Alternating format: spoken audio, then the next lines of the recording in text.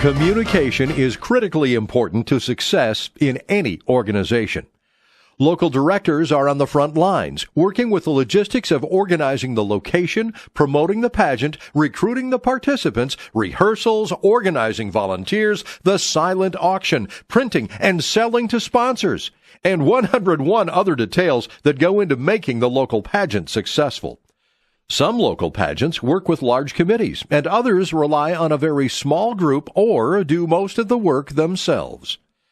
Strategic initiative number 3 is to capture and organize best practices among all local directors and share this information to support the job of being a local director.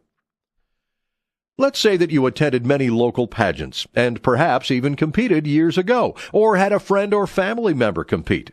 And because of that, you decided to start a new local pageant today. You've got lots of ideas and enthusiasm, and a few others to help you, and your mind is spinning with excitement. You've got everything except a written plan for setting up and running a successful event. Let's take a closer look at how a local pageant works from an organizational point of view. It's never too early to begin the planning process, and having a timeline to follow is helpful in getting you started. Start by identifying the common elements of a successful local pageant. Number 1, decide the location and date of your pageant first. Do a little research on the local chamber or community website to see what other events might either conflict or be a potential tie-in with the date you want. Next, check the Miss Minnesota website to see if your date conflicts with another pageant. Number 2, recruit a strong support system.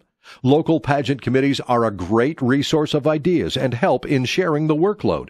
Once you have a committee and your location and dates are set, creating a work schedule timeline is a good next step.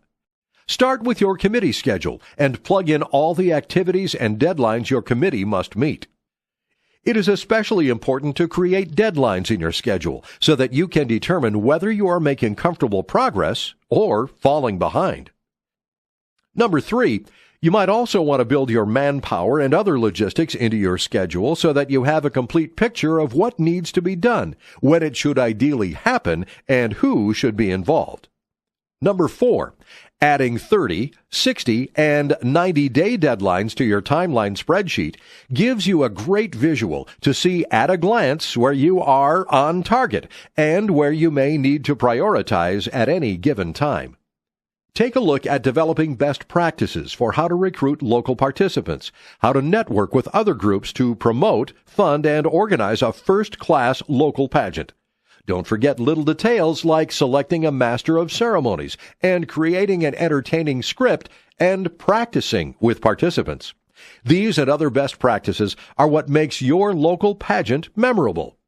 For a template copy of this timeline spreadsheet shown, please contact us.